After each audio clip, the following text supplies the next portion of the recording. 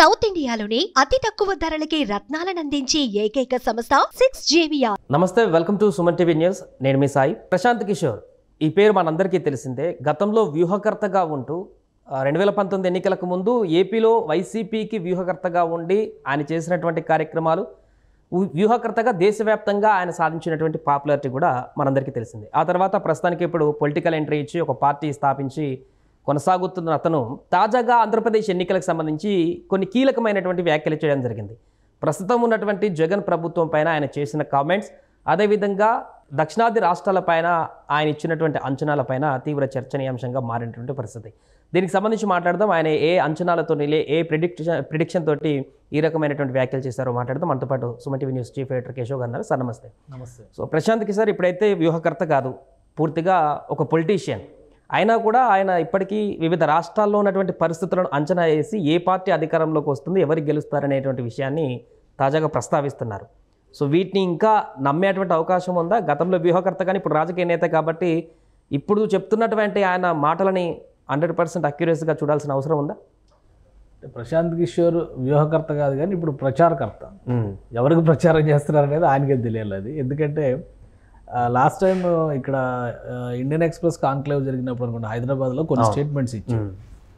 నాకు టీం లేదు, ground reports తెలియవు, ప్రజల నాడి మాత్రం తెలుసు, ఇట్లా అన్ని కొన్ని డిఫరెంట్ రీజన్స్, అంటే కాంట్రాస్ట్ రీజన్స్ అనమాట. ఆయన చెప్పినటువంటి రీజనబిలిటీ అనే దానికి అసలు డెఫినేషన్ ఇవ్వలేనటువంటి రీజన్స్ చెప్పారు ఆయన. మీరు ఇటు నుంచి చూస్తేనే అంటే ఆయన దృక్కోణం అది, లేదంటే ఆయనకి ఏమైనా గ్రౌండ్ రిపోర్ట్ ఉందా అంటే దాని మీద లేదని ఆయనే చెప్తున్నారు. బట్ జరగబోయేది మాత్రం ఇదే అని ఆయన చెప్తున్నారు. సో ఒక కన్ఫ్యూజన్ ఉంది. ఆయన ఎందుకు పదే పదే ఇలాంటి అంశాలపైన మాట్లాడుతున్నారు అనేది ప్రజల్లో కూడా ఆసక్తి వస్తున్నటువంటి పరిస్థితి ఉంది. అయితే ఒకటేంటంటే గతంలో ఉన్నటువంటి ట్రాక్ రికార్డును దృష్టిలో పెట్టుకొని ఒక వ్యూహకర్తగా ఆయన మాటకు ఒక విలువ ఉంటుంది అనేటువంటి అంచనాను కనుక మనం పరిగణలోకి తీసుకొని చూస్తే కనుక చాలా అంశాలను ఆయన ప్రస్తావించారు. దక్షిణాది రాష్ట్రాల్లో బీజేపీ పరిస్థితి కావచ్చు, తూర్పు రాష్ట్రాల్లో, ఎందుకంటే తూర్పు ప్రాంతంలో ముఖ్యంగా వ్యతిరేకత ఎక్కువగా ఉన్నటువంటి పశ్చిమ బెంగాల్ లాంటి రాష్ట్రాల్లో కానీ ఒడిశాలో కానీ ఎక్కడ ఎలా పుంజుకోబోతుంది అనే దాని మీద ఆసక్తికరమైనటువంటి కామెంట్స్ చేశారు. అలానే ఆంధ్రప్రదేశ్లో ముఖ్యంగా వైసీపీ ప్రభుత్వానికి సంబంధించినటువంటి కొన్ని ఫెయిల్యూర్స్ని ఆయన ప్రస్తావించేటువంటి ప్రయత్నం చేసింది. ఇది పబ్లిక్లో ఆయన అన్నట్టు మాట నిజంగానే రిఫ్లెక్ట్ అవుతుందా, లేదంటే ఆ ఈక్వేషన్స్ని ప్రజలు అబ్జర్వ్ చేసేటువంటి పరిస్థితిలో ఇప్పుడు ఉన్నారా? ఇది ఇప్పుడు ఎలక్షన్స్ ముందర ఈ చర్చ అనేది చాలా ముఖ్యమైనటువంటి చర్చ. రెండు ప్రాథమికమైనటువంటి అంశాలను ఆయన ప్రస్తావించారు. అది ఇప్పటివరకు ఆంధ్రప్రదేశ్ ఎలక్షన్స్ దానిలో మెయిన్ ఎజెండా కూడా ఆ రెండు అంశాలే, వెల్ఫేర్ వర్సెస్ డెవలప్మెంట్. వెల్ఫేర్ చేస్తాము, డెవలప్మెంట్ అనేది పక్కన పెడతాము అనే దాని మీద మాట్లాడారు. ఇంకా కొన్ని పరుషమైనటువంటి మాటలు కూడా జగన్మోహన్ రెడ్డి గారి గురించి మాట్లాడడం అనేది మనం క్లియర్గా చూసాం. మరి వాళ్ళిద్దరి మధ్య ఏ అండర్స్టాండింగ్లో తేడా వచ్చిందో అది వాళ్ళకే తెలియాలి, మనం దాన్ని కామెంట్ చేయలేం. బట్ ఏంటంటే కేవలం డబ్బు పంచుతూ పోతే ఓట్లు వేస్తారనుకోవడం అవివేకం అనేటువంటి మాట ఒకటి చెప్పారు ఆయన. ఒకవేళ అదే నిజమైతే ఇన్ని ఫ్రీ స్కీమ్స్ లేదా ఇన్ని పథకాల పైన ఈవెన్ కేంద్ర ప్రభుత్వం కూడా కొన్ని పథకాలని ఈ లైన్స్లో వెల్ఫేర్ అనేటువంటి లైన్స్లో తీసుకొస్తున్నటువంటి పరిస్థితి ఉంది. ఆంధ్రప్రదేశ్లో ఆ మోతాదు కొంచెం ఎక్కువగా ఉంది అనేది అయితే విమర్శ వింటున్నాం. సో ప్రజల తీర్పు ఏ విధంగా ఉంటుంది అనేది వేచి చూడాలి. కొన్ని ఉదాహరణలు చెప్పారు. ఆ ఉదాహరణలు చాలా ముఖ్యమైనటువంటి ఉదాహరణలు. ఎందుకంటే ఛత్తీస్గఢ్లో జరిగినటువంటిది, భూపేష్ బఘెల్ అన్ని సర్వేల్లో కూడా ఛత్తీస్గఢ్లో మళ్ళీ కాంగ్రెస్ గవర్నమెంట్ రాబోతుంది అనేటువంటి అంచనా అందరూ వేశారు. బట్ ఊహించిన విధంగా అక్కడ ఓటమి పాలై బీజేపీకి అధికారం దక్కినటువంటి పరిస్థితి ఉంది. సో అక్కడ ఆయన చేసినటువంటి మోడల్ ఎలా ఉందంటే సేమ్ జగన్మోహన్ రెడ్డి మోడల్ని రెప్లికా చేసినట్టుగానే ఉంది. కేవలం సంక్షేమం పేరుతో డబ్బులు ఇస్తూ పోయారు. అభివృద్ధి కానీ ఉపాధి కల్పన కానీ యువతకి స్కిల్ డెవలప్మెంట్ విషయాల్లో కానీ నెగ్లిజెన్స్ ఉంది. దాని పర్యవసానాన్ని అక్కడ అనుభవించారు. సో ఆంధ్రప్రదేశ్లో ఇప్పుడు ఉన్నటువంటి పరిస్థితుల్లో గత 5 ఏళ్లలో వైసీపీ ప్రభుత్వం చేసింది కేవలం నగదు బదిలీ మాత్రమే, వచ్చిన డబ్బుల్ని పంచడం మాత్రమే. ఆయన ఒక సర్వీస్ ప్రొవైడర్లా వ్యవహరించారు. అక్కడ ఇక్కడ అలా అప్పులు తీసుకొచ్చి ఆ డబ్బులు మొత్తం ఇలా పంచడం. సో దీనివల్ల ఆయనకి కలిసి వస్తుంది అని అనుకోవడం చాలా తప్పు. రోడ్స్ డెవలప్ కావాలి, వ్యవస్థలు డెవలప్ కావాలి, ప్రతి చోట గవర్నమెంట్ ఉందనేటువంటి ఇండికేషన్ రావాలి. ఇవి రానప్పుడు ప్రజల్లో వ్యతిరేకత ఖచ్చితంగా వస్తుంది అనేది ఆయన చెప్తున్నటువంటి మాట. ఇది మొదటి రోజు నుంచి జరుగుతున్నటువంటి డిస్కషనే. పీకే పర్సెప్షన్ ఎంతవరకు నిజమవుతుంది అనేది కొద్ది రోజుల్లో తెలుస్తుంది మనకి.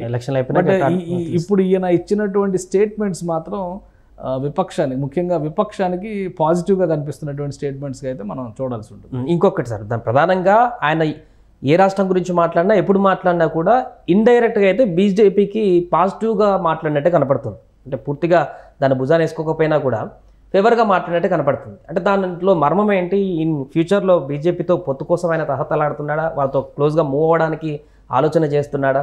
ఎలా చూడొచ్చు అంటారు బీహార్ అంటే 2 అంశాలని అందులో ప్రస్తావించారు. ఎందుకంటే బీజేపీతో ఆయన గతంలో సత్సంబంధాలే ఉండే, 2014లో అధికారంలోకి తీసుకురావడంలో కూడా చాలా కీలక పాత్ర కనిపించింది. కానీ తర్వాత వచ్చినటువంటి గ్యాప్, ఆయన పార్టీకి దూరంగా జరిగారు. చివరికి కాంగ్రెస్ పార్టీకి కూడా ఆయన క్యాన్వాసింగ్ చేసేటువంటి ఆ రెస్పాన్సిబిలిటీ, స్ట్రాటజీస్ చేసినటువంటి పరిస్థితిని చూసాము. ఆ తర్వాత ఆంధ్రప్రదేశ్, పశ్చిమ బెంగాల్, అన్ని రాష్ట్రాలు, చాలా రాష్ట్రాల్లో, మ్యాక్సిమం రాష్ట్రాల్లో ఆయన తనదైన శైలిని చూపించేటువంటి ప్రయత్నం చేశారు. ఇక్కడ బీజేపీ కాంగ్రెస్ అనేది కాకుండా ఒక స్ట్రాటజిస్ట్గా ఆయన చెప్పినటువంటి మాటలు, రాహుల్ గాంధీ ఫెయిల్యూర్ మీద కూడా చాలా పరుషగా మాట్లాడారు.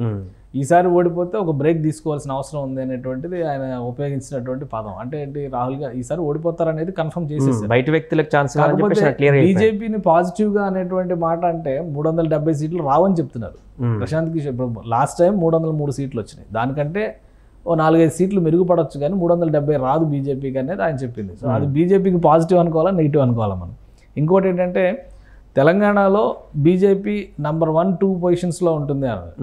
ఇప్పుడు ఎలా చూసినా కానీ నంబర్ 2 పొజిషన్ అందరూ యాక్సెప్ట్ చేస్తున్నారు. నంబర్ 1 అనేది కొంచెం అతిశయోక్తిలా ఉంది. మరి ఏ ఇన్ఫర్మేషన్తో ప్రశాంత్ కిషోర్ ఆ మాట అన్నారు అనేది కూడా ఆలోచించాలి. ఎందుకంటే ఇప్పటివరకు తెలంగాణలో వచ్చినటువంటి గ్రౌండ్ రిపోర్ట్స్ అన్నింటిలో కూడా ఆంధ్రప్రదేశ్ రాజకీయాలతో పోల్చి చూసినప్పుడు ఇక్కడ కాంగ్రెస్ బలంగా ఉంది, అధికారంలో ఉంది. కాబట్టి కాంగ్రెస్కి ఇక్కడ 10 సీట్ల పైన లెక్క చూపిస్తున్న పరిస్థితి. సో నంబర్ 1 కాంగ్రెస్, నంబర్ 2 బీజేపీనే ఉంది. బీఆర్ఎస్ ఎవరు కూడా కన్సిడర్ చేయట్లేదు, ఒక సీట్ కూడా ఇవ్వట్లేదు పరిస్థితి. ఒక సీట్ ఎంఐఎంకి వస్తుందని చెప్తున్నారు కదా, బీఆర్ఎస్కి 1 సీట్ వస్తుంది, 2 సీట్ వస్తుందని కంపల్సరీ చెప్తున్నటువంటి వాతావరణం లేదు. బట్ ఆ ఈక్వేషన్స్ తేడా వస్తున్నాయి కాబట్టి అందులో ఏమైనా మార్పులు చేర్పులు జరిగితే చూడాలి. ఇంకొక ఆసక్తికరమైన అంశం ఏంటంటే ఒరిస్సాలో కూడా నంబర్ 1 అవుతుంది అన్నారు. ఒరిస్సాలో ఏ విధంగా నంబర్ 1 అవుతుంది అనేది ఆలోచించాలి. ఎందుకంటే 17 సీట్లు అక్కడ కంటెస్ట్ చేస్తున్నారు. మొత్తం అక్కడ ఉన్నటువంటి అధికారంలో ఉన్నటువంటి పార్టీ బీజేడీతో ఆల్రెడీ పొత్తులో ఉంది.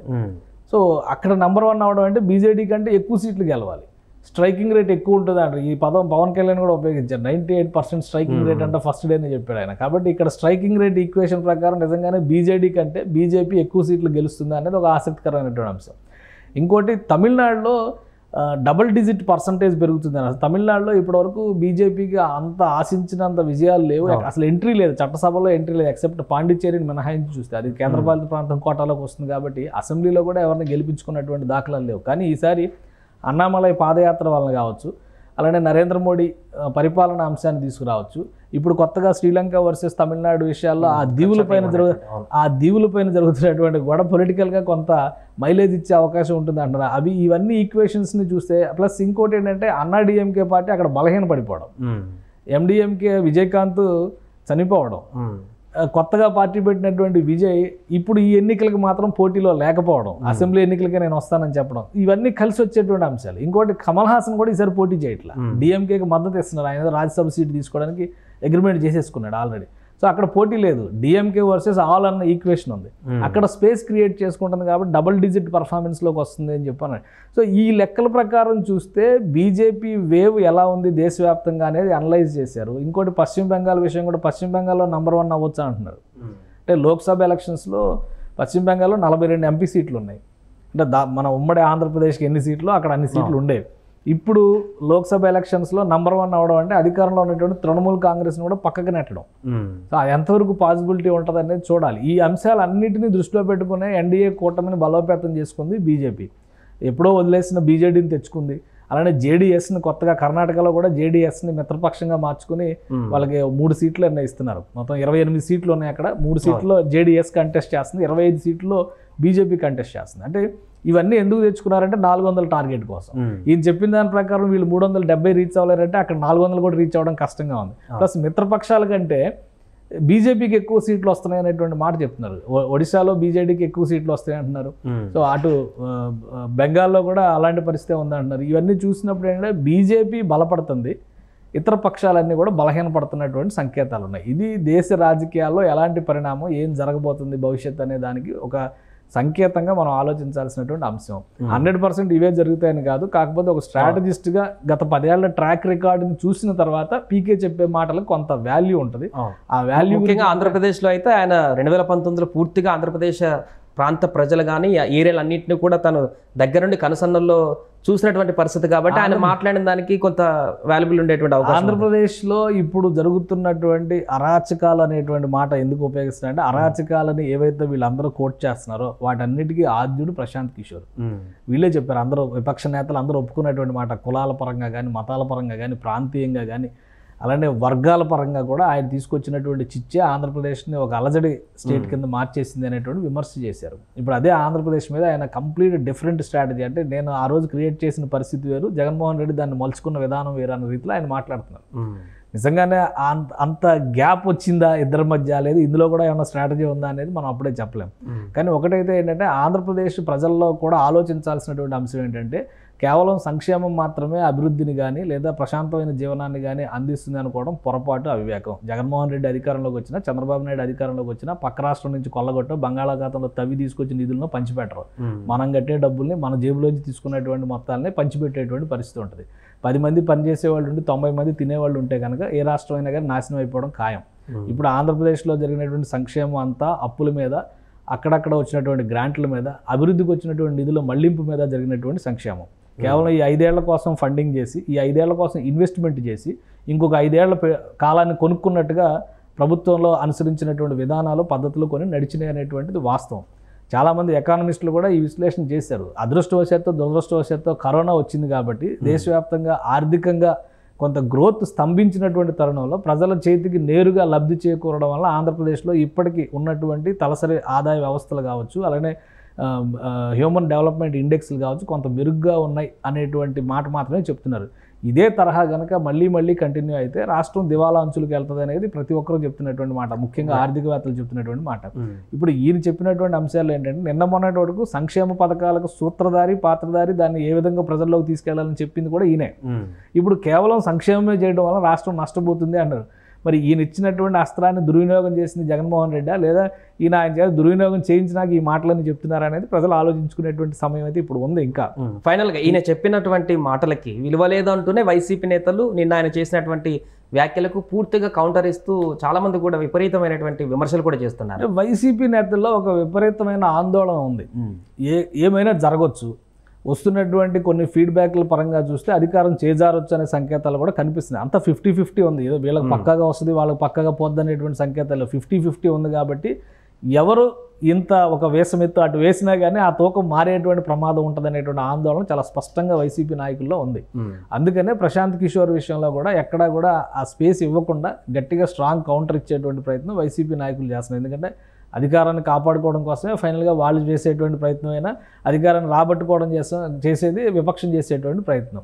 అందులో భాగంగా జరుగుతున్నటువంటి చర్చ మాత్రమే కానీ ప్రాక్టికల్గా చూస్తే జరిగినటువంటి అమలు చేసినటువంటి విధానాల వల్ల రాష్ట్రానికి లాభమా నష్టమా అనేది లబ్ధిదారుల ద్వారా డిసైడ్ చేస్తే కనుక జగన్మోహన్ రెడ్డికి అనుకూలంగా ఉంటుంది. ఓవరాల్గా ప్రజలందరూ కనుక ఆలోచించేటువంటి పరిస్థితి ఉంటే కనుక తీర్పు ఇంకా భిన్నంగా ఉండొచ్చు. కాబట్టి ఆ చర్చలో భాగంగానే ప్రశాంత్ కిషోర్ అప్పుడప్పుడు ఇంటర్వెల్స్లో వచ్చి ఇట్లా కొన్ని డైలాగ్స్ చెప్పి మొత్తం దక్షిణాది రాష్ట్రాలన్నింటినీ కూడా ఒక రకంగా ఉత్తేజపరిచి వెళ్తున్నారేమో అని అనిపిస్తుంది. Right sir. సో మొత్తానికి అది ప్రశాంత్ కిషోర్ చేసినటువంటి వ్యాఖ్యలు, ఆయన చెప్పినటువంటి విషయాలపైన ప్రస్తుతం అయితే ఆంధ్రప్రదేశ్ రాజకీయాల్లో కొంత చర్చ కొనసాగుతుంది. అదేవిధంగా దక్షిణాది రాష్ట్రాలలో కూడా ఆయన చేసినటువంటి వ్యాఖ్యలపైన కొంత తీవ్రమైనటువంటి చర్చ కొనసాగుతుంది. సో పూర్తిగా విపక్షాలకు అడ్వాంటేజ్ ఉంది అధికార పక్షాలతో పోలిస్తే అనేటువంటి విషయాన్ని ఆయన స్పష్టం చేశారు. దీంతో పొలిటికల్గా కొంత అధికార పార్టీ విపక్షాల మధ్య కూడా దీనికి సంబంధించిన వాదోపవాదాలు కూడా కొనసాగుతున్నాయి. సుమన్ టీవీలో మీ పర్సనల్ అండ్ బిజినెస్ ప్రమోషన్స్ కోసం కింది నెంబర్కి కాంటాక్ట్ చేయండి.